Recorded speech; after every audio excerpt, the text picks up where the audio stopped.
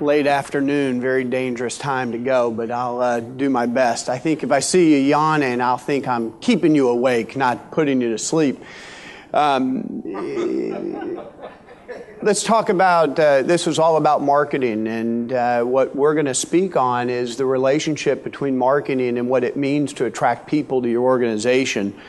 As an organization, Alignmark is over 35 years old. We do work, as was said, within the Fortune 1000 and in the real estate organizations. And really what we are, just to put this into perspective of how we bring information to you, we're doctors of organizations. We're industrial organizational psychologists. We're scientists. And so we study people as they relate to your business and the functions and how you operate and how do you add to your bottom line. So what is very unique in the real estate industry when you talk about your assets and what make up your business, you all have your brands very well represented here today. We have training, we have products and services, all been mentioned. But what really makes up your organization is in fact your people. So when you talk about what we bring to the partnership and what we can bring to the relationship, this is a unique situation because there is really no other industry where people really make up the asset of the organization. So we do want to talk to you then about your human capital. That's how we refer to them. They are your human capital. And as we hear all about these systems and strategies that get put in place, actually recruiting is probably the least strategized and measured within the organization. And Marty, that was not a question that I had sent when they asked about your recruiting and what you're doing as far as what you're tracking on the people side. And today we do want to talk about what it means to implement systems.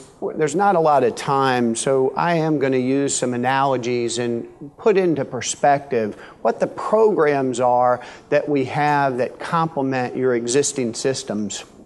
So some of the questions that you need to answer when you start to create, let's call it your business plan. Are you currently meeting your recruiting goals? Do you believe you're positioned to recruit the agent of the future? A lot of talk about social media. Do you have a business plan for recruiting?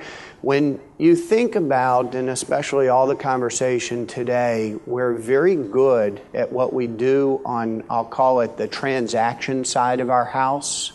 We don't necessarily do a lot of the same things on the people side of our business. So we're going to start asking you questions. We're not going to walk away with all of your answers today, but these are questions that we just want you to visit as you think about what is, in fact, your master plan, your business plan.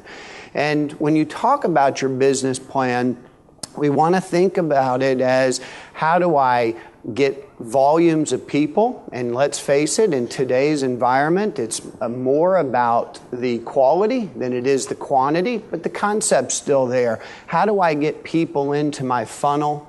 And then how do I process through those people? And once I put somebody in their position, what I'm holding them accountable for, how do I create developmental programs so that I can ensure that they're successful once on the job? Now, the terminology and the systems that we describe, corporate America discovered this 50, 60 years ago. Within the real estate space, there's often been this perception that because they are, in fact, a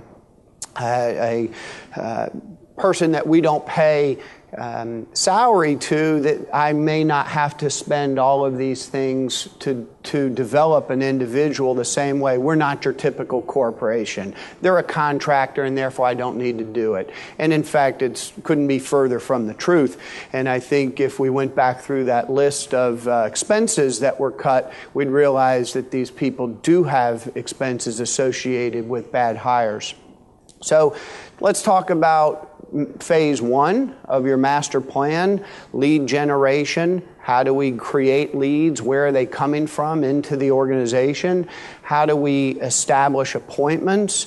And then what's the pre-qualifying that we do in order to decide whether a person goes on in our selection process? So, again, some questions. What is your lead generation program specifically? How many leads are you getting per month? Where are they coming from? When you heard about all the statistics and systems that are in place, these are the same issues that we want to address and have you address from the people side of your business. So, what's pretty common is that we have created a career page on our website. And that career page is there, where you see something on where we have created a career site within our website, and it's actually the least visited section of your entire website. So what are you doing to essentially cast a bigger net? How are you finding people? And it's no longer as simple as, let me just put a help wanted sign on my website. So I'm about to, on the next overhead, next slide, I want you to raise your hand when you spot the careers.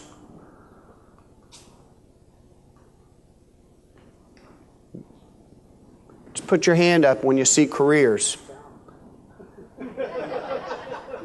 No disrespect even to the, and it's been fixed. So it is one of your franchises, and I'll show you the corrected one also.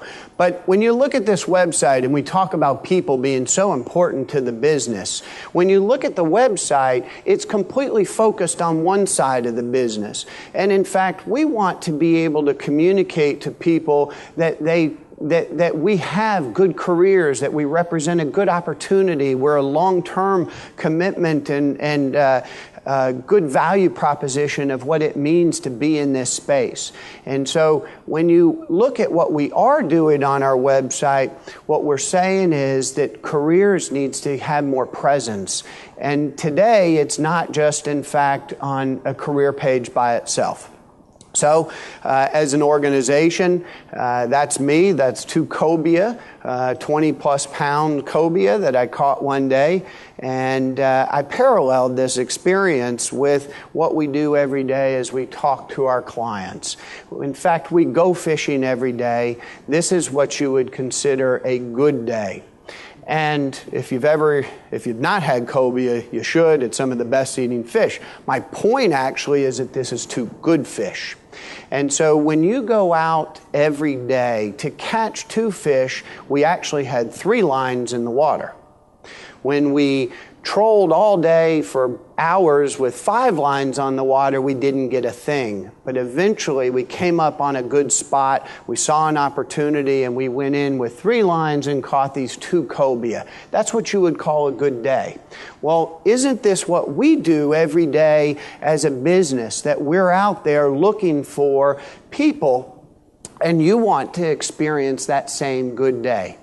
So within your website, your career page of your website, in today's environment, how do you find more people? And direct mail's a significant piece of this. We're trying to cast this net to put more lines in the water so that we can draw people into our web page. And that happens from a variety of different places. No longer can we expect that a prospect would go directly to your career page and get that value proposition that Rick was describing earlier. They may not be there. So how do we put it out into, call it the World Wide Web? How do we communicate it to within the community so that eventually we can pull them into our career page? So we have programs, and I will talk about programs today because I've been asked. There's so much that goes into what's a relationship look like, what's your strategy, but specifically, we're going to give you some ideas that just get you thinking. We do have a program called AccuRecruiter. It is designed to search for to cast that bigger net. What AccuRecruiter is, they're clickable widgets. Everyone is